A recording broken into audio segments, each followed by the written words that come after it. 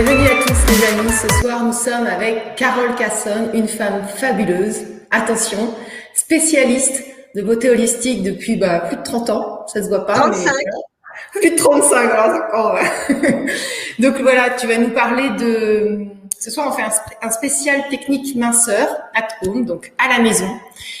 Est-ce que tu peux te présenter en quelques mots, s'il te plaît, Carole? Oui, bien sûr. Donc, Carole Casson, j'ai 53 ans, donc 35 ans dans le secteur de la beauté, comme tu viens de le dire. Je suis formatrice professionnelle pour adultes depuis 17 ans. Je suis chargée de cours à la faculté de pharmacie sur des diplômes universitaires en dermocosmétique. Je suis journaliste pour la presse écrite depuis très longtemps. Et coach anti-âge. Et voilà. Et mon positionnement, c'est véritablement la beauté holistique, c'est-à-dire celle qui arrive par la santé et non pas par tout ce qu'on s'imagine de l'extérieur. Et aujourd'hui, on a décidé de parler de minceur, mais de minceur en toute autonomie. C'est-à-dire qu'on est vraiment à la période où tout le monde est en train de se projeter en maillot de bain, de se projeter cet été. Et sur le canal, j'ai énormément de questions là-dessus. Qu'est-ce que je fais? Par quoi je commence? Est-ce que je prends plutôt ça ou plutôt ça? Donc voilà, on est vraiment dans l'actu. Et puis j'avais envie de te faire un petit peu le point sur comment je peux manager ma minceur chez moi, toute seule, à la maison, avec budget minimum, voire même parfois zéro budget. Donc voilà, il y a plein de choses à faire. On a hâte de voir ça, alors par quoi on commence? Alors par quoi on commence? Alors, je vais pas m'étaler dessus, mais la toute première chose, en tout cas, moi j'ai prévu de développer 5 petits points. Et le premier, je vais pas le développer, je vais simplement le balayer assez rapidement parce que c'est pas le sujet et qu'on pourrait en parler des heures. C'est vraiment la libération du terrain. C'est compliqué d'aller déloger une cellulite si le foie est gras, si le foie n'a jamais été nettoyé, si le foie n'a jamais été drainé. Il faut vraiment comprendre que le foie a vraiment son mot à dire dans la métabolisation des graisses. Et à partir du moment où le foie n'en peut plus, ça va être très très très compliqué pour lui de lui demander de faire son job sur ce point-là. Il faut savoir que le foie a à peu près 800 fonctions métaboliques dans le corps, qu'il est extrêmement important, et on sous-estime son importance en matière de minceur et de perte de poids et de cellulite. Donc, j'ai envie de dire, avant toute chose, pensez à faire un bon nettoyage du foie et surtout aussi à accompagner ça avec des lavements intestinaux. On s'imagine pas à quel point il peut y avoir une vraie relation entre les organes et la cellulite. La cellulite, elle est jamais là par hasard. La cellulite, c'est on va dire une conjonction de facteurs qui ont donné la cellulite et on les connaît bien ces facteurs. On va pas refaire la liste maintenant.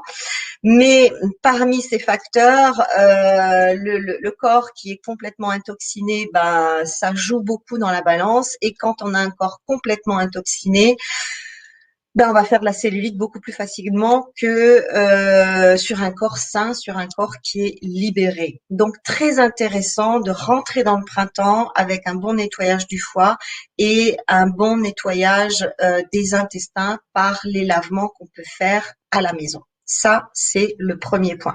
Je le développe pas parce que je préfère développer d'autres choses. Voilà.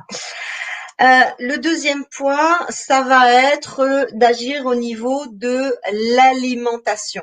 Alors, on le sait, s'il y a de la cellulite, c'est qu'il y a un surplus d'apport calorique qui n'est pas en corrélation avec le besoin. Pourquoi on fait de la cellulite? Parce que les calories qui sont absorbées sont beaucoup trop importantes par rapport à celles qui sont dépensées. Et ça, c'est aussi un ratio de base. Et très très souvent, la problématique, elle est là, c'est-à-dire ah mais je mange pas grand-chose, mais j'arrive pas à perdre et je grossis. Mais en fait, il faut pas faire un focus sur ce qu'on mange. Il faut faire un focus sur qu'est-ce qu'on a comme activité, qu'est-ce qu'on dépense dans la journée. Si je fais 3 repas par jour, même s'ils sont plus ou moins sains, plus ou moins équilibrés, si le total des apports caloriques de ces 3 repas est au-delà de la dépense calorique de la journée, ben forcément, il y a prise de poids. Donc, et il faut aussi essayer de comprendre ça, c'est qu'aujourd'hui, on est dans un monde où, d'une manière générale, tout le monde mange trop par rapport à l'activité physique qu'il a. Et remettre un petit peu en questionnement ce ratio-là permettrait déjà de se libérer de pas mal de choses. Et la plupart du temps, on essaye de prendre des compléments alimentaires pour brûler la graisse, on essaye des compléments minceurs, on essaye des compléments draineurs, c'est-à-dire qu'en fait, on va à chaque fois rajouter quelque chose à ce qu'on est en train de faire. Alors que la plupart du temps, il faudrait rien rajouter, il faudrait au contraire, il faut enlever. C'est-à-dire, voilà, je mange ça, est-ce que ça correspond vraiment à ce dont j'ai besoin en termes de calories? Moi, je vois bien, je passe ma journée assise à travailler devant mon ordinateur. Et quand je dis la plupart du temps, ben moi, je fais un repas et demi par jour, les gens me disent, oh là là, mais tu te sous-alimentes. Non, je m'alimente en fonction de mes vrais besoins énergétiques. Si je fais exactement les mêmes journées, le même travail que je fais actuellement, c'est-à-dire presque toujours assise, parce que même quand je sors de chez moi, c'est pour m'asseoir pendant 1 heure dans ma voiture. Alors, tu parles d'une dépense calorique. Donc, si je garde la même activité physique et que j'incorpore 3 repas par jour, aussi bio soit-il, aussi sain soit-il, aussi équilibré soit-il, ben, je vais grossir comme tout le monde parce que le corps n'a pas besoin de tout ça. Donc là, c'est vraiment important déjà de comprendre ça. Alors, d'autre part, l'expérience m'a vraiment montré que il y a quand même une famille d'aliments qui est procellullitique. Et très bizarrement, ce ne sont pas les graisses. Parce que finalement, les bonnes graisses, on en a besoin. La cellule baigne dans un univers relativement graisseux. Et c'est grâce à ce bon gras qu'on a de très très bons échanges intercellulaires, en tout cas que les choses se font normalement. Et l'expérience m'a vraiment montré sur moi et sur les femmes que j'accompagne que la famille d'aliments qui va générer vraiment le plus de cellulite et qui va être très compliqué à manager, surtout à partir d'un certain âge. Et on met toujours tout à la barre de la quarantaine, hein, et on a bien raison. Hein. Remarque, la cinquantaine, on n'en parle pas beaucoup, mais je t'assure qu'il y a vraiment des gros changements à la cinquantaine. Mais on en parlera une autre fois. Enfin bref, donc tout ça pour dire que cette famille d'aliments, c'est les hydrates de carbone. Quand on enlève les hydrates de carbone, qu'est-ce que j'entends par hydrates de carbone? C'est le pain, c'est les pâtes, c'est le riz, c'est les gâteaux, c'est les pizzas, c'est les sandwichs, c'est tout ce qui est fait à base de céréales. Principalement.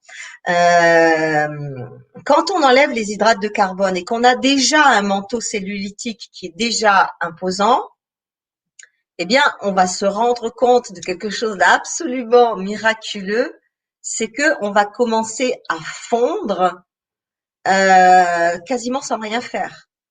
Enlever les hydrates de carbone de son alimentation au moins le temps d'une cure intensive de rétablissement de la silhouette et de perte de la cellulite, c'est quelque chose qui vaut véritablement la peine.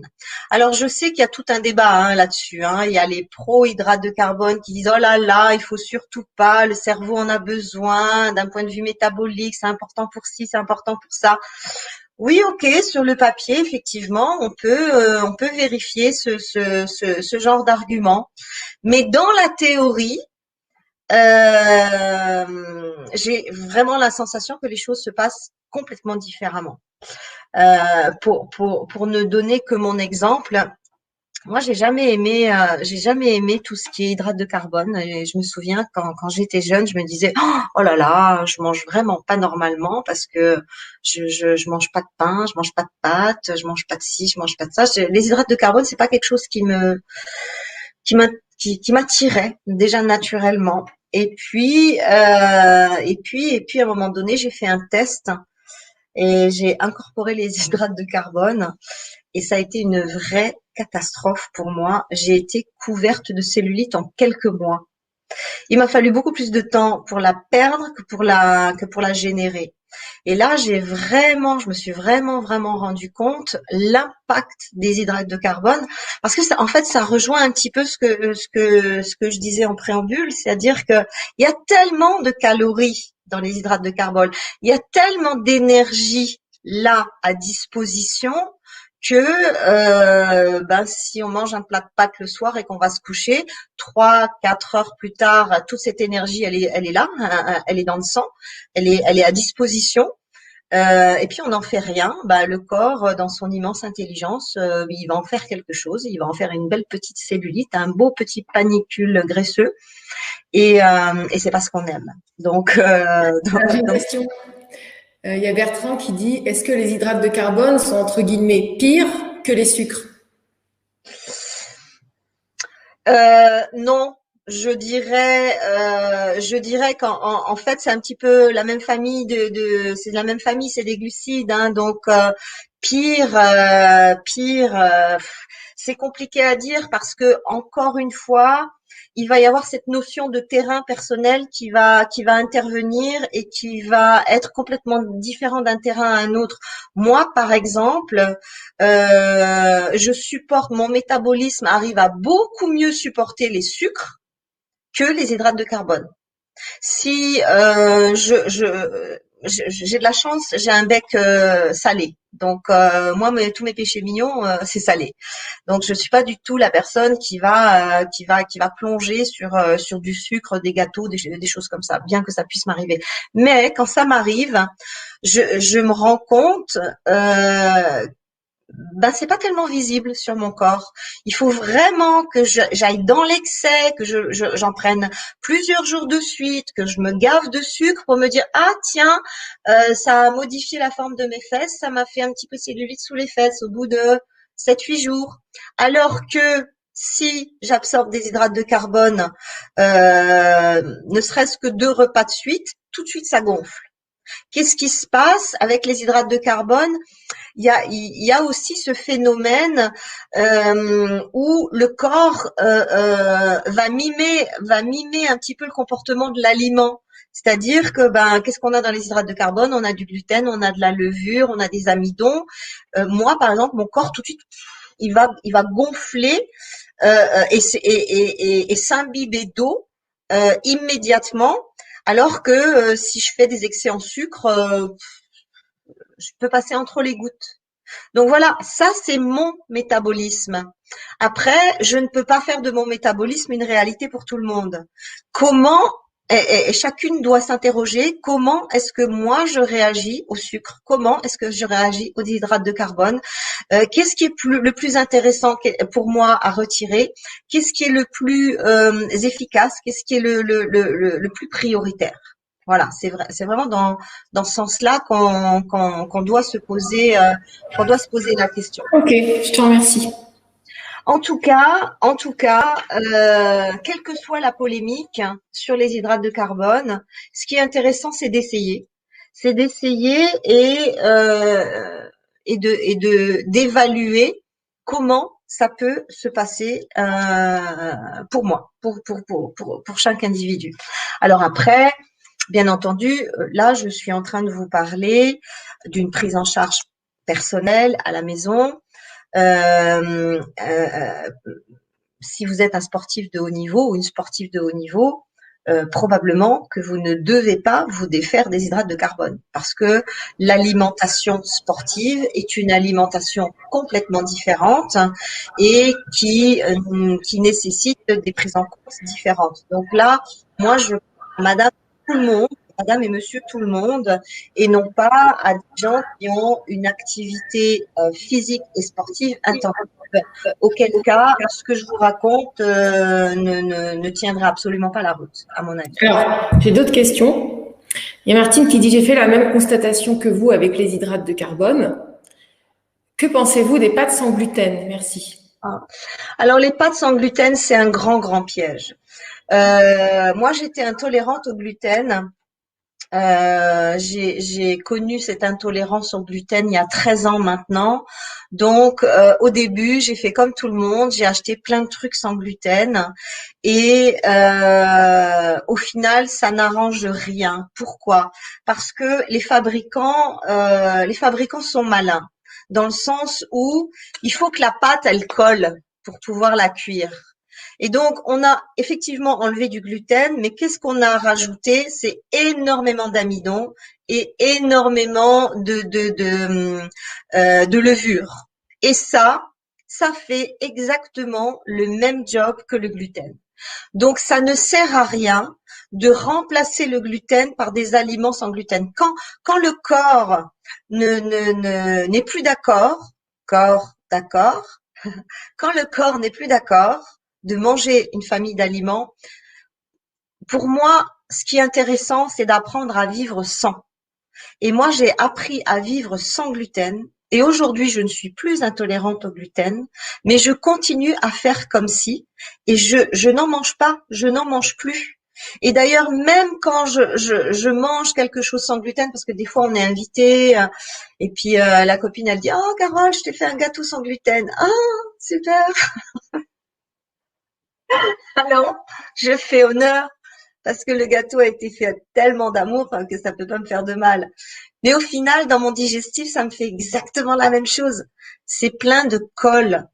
Pourquoi c'est intéressant de se libérer des hydrates de carbone? Parce qu'au final, ça crée du mucus dans tout le corps, dans toute la tuyauterie respiratoire, dans les sinus. Ça crée des colles interorganiques. C'est c'est pas un bon calcul d'opter pour le sans gluten, à mon avis. À moins que ce soit du sans gluten naturellement, comme les pâtes de riz. Alors, il y a une autre question de Christelle qui dit, quelle quantité en grammes environ de glucides par jour pour un adulte en bonne santé et une activité normale? Donc, il y en a qui tiennent quand même à comprendre. Alors, je vais répondre simplement, c'est-à-dire que moi, je travaille pas comme ça. Je travaille pas du tout avec les pesées, les grammes, les machins, les trucs. Moi, le docteur Maniello, qui m'a formé en alimentation et notamment sur la dissociation alimentaire, docteur Maniello, il m'a dit, voilà, ça, c'est le volume de ton estomac. Ça, c'est la portion, le volume de portion de ton repas. À chaque fois que tu vas au-delà du volume de tes 2 points, tu as mangé trop. Donc, moi, je m'organise avec ça. C'est-à-dire que finalement, ce qui tient dans un bol, c'est ce qui tient dans l'estomac. Mais encore, il faut pas qu'il soit à ras, il faut qu'il y ait un remplissage stomacal à 80% pour éviter tout un tas de choses. Donc moi je travaille pas du tout ni avec les pesées, les machins, les grammes, hein. J'y vais toujours un petit peu à la louche et je fais très attention au volume global de mon assiette, tout simplement. Ok, super, merci. Ok. Alors, les hydrates de carbone. Très bien. Alors, pour rester sur l'alimentation, ah oui, puis je finis avec les hydrates de carbone. Pourquoi c'est intéressant d'enlever les hydrates de carbone quand on est en période de sèche ou de perte cellulitique? C'est que les études scientifiques ont montré que lorsque l'on enlevait les hydrates de carbone pendant plusieurs jours de l'alimentation, tout le mauvais cholestérol du sang disparaissait. Donc ça, c'est super intéressant aussi à garder en tête et de se dire, au final, quand j'enlève les hydrates de carbone, ben, je vais aller purifier mon sang de toutes ces mauvaises graisses et je peux faire carrément baisser mon taux de cholestérol si jamais j'en ai. Donc, un outil intéressant. Deuxième chose, toujours en restant sur l'alimentation, quand on veut une certaine perte de poids et surtout perte centimétrique, puisque quand on parle de cellulite, on va surtout viser la perte centimétrique. Ce qui est vraiment aussi très intéressant, c'est de mettre en place un jeûne intermittent en même temps qu'on enlève les hydrates de carbone. Le jeûne intermittent, ça signifie quoi? Tout le monde le sait maintenant. On va avoir une fenêtre d'à peu près 14-15 heures où on ne mange pas. En général, on la fait coïncider avec le sommeil et la nuit. Et le reste du temps, c'est une fenêtre alimentaire où on peut manger ce qu'on veut sans hydrates de carbone. Voilà. Et le jeûne intermittent, si on le démarre très tôt dans la soirée, c'est-à-dire maximum 18 heures, eh bien là aussi, on se rend compte qu'il y a un état de cétose qui s'installe et qui va grignoter le manteau graisseux tout doucement et le faire fondre. Donc, quand on va mixer pas d'hydrate de carbone, jeûne intermittent, déjà, sans rien faire de plus, on a déjà tout un tas de mécanismes physiologiques qui vont être enclenchés et qui vont déjà donner du résultat. Donc c'est juste incroyable. Et on n'est pas dans le cadre d'un régime, c'est-à-dire que à part enlever les hydrates de carbone et augmenter sa part de protéines et sa part de légumes, il ne s'agit pas d'avoir faim. C'est-à-dire qu'en général, les hydrates de carbone, quand on mange plus d'hydrates de carbone, qu'est-ce qui se passe? Ben, on va manger beaucoup plus de protéines, on va manger beaucoup plus de légumes. Donc, il s'agit pas d'un régime où on va avoir faim. Il s'agit pas d'un régime où on va se sentir complètement perdu parce que on n'a plus de repères. Non, non, c'est que les hydrates de carbone et on va pouvoir manger tout le reste à sa faim, j'ai envie de dire. Et si vous avez envie de faire 3 repas par jour, ben vous faites 3 repas par jour, mais sans hydrates de carbone et en essayant d'arrêter de manger au moins vers 18 heures. Et là, on se rend compte que il y a vraiment rien qu'avec ça, il y a déjà du changement. Ensuite, alors le jeûne intermittent, si on veut pousser le bouchon un petit peu plus loin, on peut faire un jeûne sec intermittent. C'est-à-dire que on arrête de boire et de manger à 18 heures. Et là, le jeûne va être 3 fois plus actif que si on fait un jeûne hydrique. On sait que 1 heure de jeûne sec égale 3 heures de jeûne hydrique. Une journée de jeûne sec égale 3 journées de jeûne hydrique. Donc c'est juste le ratio est juste hallucinant. Donc pour celles qui connaissent déjà un petit peu le jeûne intermittent, celles qui commencent peut-être pas. Le jeûne intermittent, c'est déjà tout un process à mettre en œuvre. Donc, pour celles qui n'ont jamais fait, vaut mieux faire un intermittent classique. Si vous avez envie de boire une tisane le soir, n'hésitez pas. Mais pour celles qui ont déjà fait de l'intermittent, pour aller plus loin dans le concept, c'est vraiment intéressant de faire un intermittent sec. Et là, il y a des petits miracles qui se passent. Là, très franchement, il y a des petits miracles qui se passent. Toujours en termes d'alimentation, moi j'aime bien aussi parler de l'effet coupe-faim et rassasiant des gélules de konjac.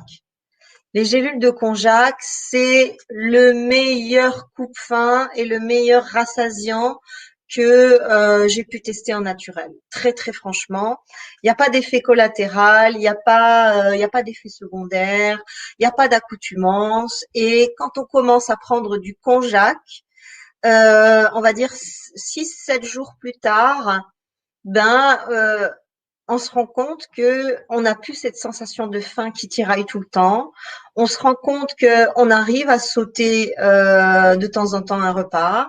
On se rend compte que on est beaucoup moins appelé par la nourriture et que même certaines addictions alimentaires vont pouvoir se calmer.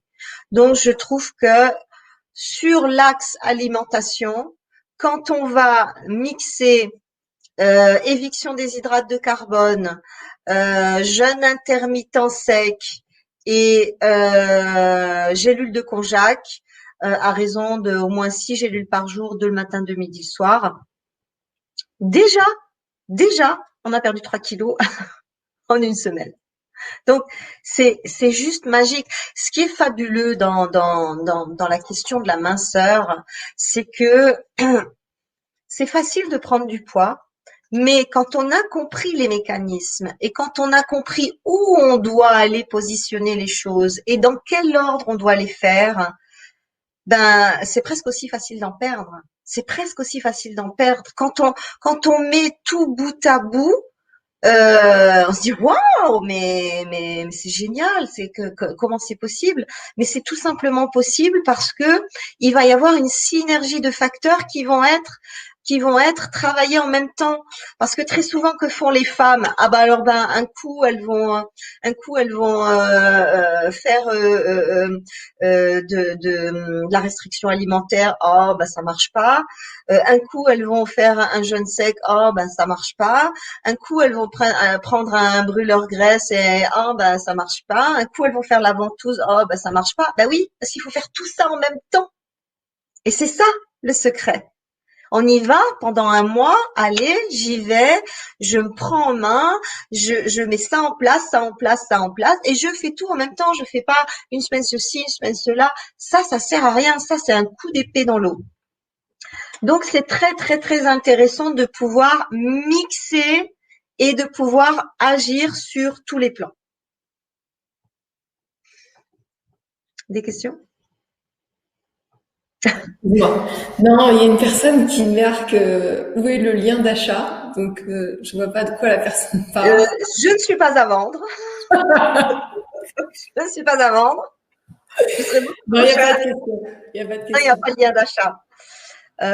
Non, il n'y a rien à acheter là. Justement, le nom de bleu, j'essaye de faire un truc pour que vous soyez totalement autonome, pour qu'il n'y ait rien à acheter. Si, il y a toujours des petits trucs à acheter, vous pouvez, mais l'objectif ici, c'est de vous rendre autonome et de pouvoir faire des choses à la maison. Ouais, ok, donc, premier point, on a dit débarrasser le terrain avec le nettoyage du foie et les lavements intestinaux. Deuxième point, on a parlé de l'alimentation avec le retrait des hydrates de carbone, le jeûne intermittent sec ou pas sec et la régulation de l'appétit avec des gélules de konjac. Ok. Troisième point, très intéressant, le circulatoire. Ça me perturbe beaucoup ce teint bleu à côté de ton teint jaune. Écoute, ça me perturbe aussi beaucoup mon teint orange-jaune.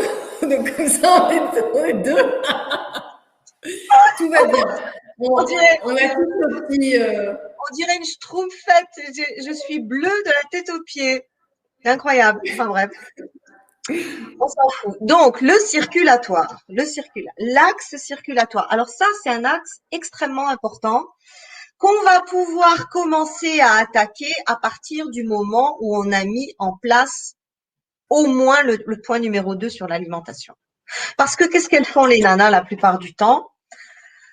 Elles ont pris du poids, elles sont en rétention d'eau, il y a du gras, il y a de l'eau inflammatoire partout. Et qu'est-ce qu'elles font? Et elles attrapent une ventouse et elles y vont avec la ventouse sans avoir préparé le terrain au préalable. Ça, c'est juste fait pour déprimer. C'est juste fait pour déprimer. Ça ne fonctionne pas. On ne peut absolument pas attaquer le terrain comme ça sans avoir rien fait, quoi. C'est juste complètement contre-productif. Alors, le premier outil qui est très intéressant pour manager la cellulite à l'année, c'est le brossage à sec. Le brossage à sec, c'est vieux comme le monde, hein. On présente ça comme la grande nouveauté des réseaux sociaux depuis une année là. C'est vieux comme le monde. Ça nous vient de la médecine chinoise.